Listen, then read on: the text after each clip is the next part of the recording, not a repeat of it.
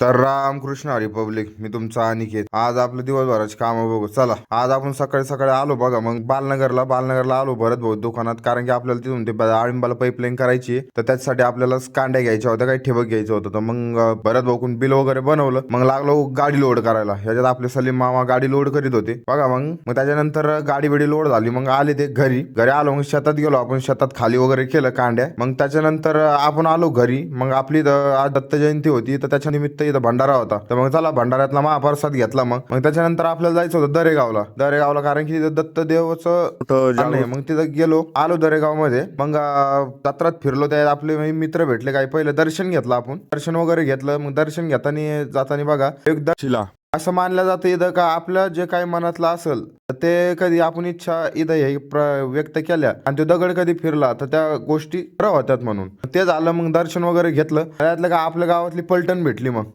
पलटण तर लय मोक्कर आहे भाऊ. मग आता लागलो जत्रात फिरायला लागलो. तर आमचा चिकेडॉन तर काय विषय येत नाही. आज टापले घेतो कोणाचे बी. त्याच्यानंतर आपला शेऱ्या भेटला. त्याच्यानंतर अभिषेक ते भेटले आपल्याला. मग जत्रात फिरलो एन्जॉय केला थोडा. मग म्हणलं आता चला घरी. मग घरी येता आपला जालिंदर भाऊ सासुर्डे भेटला.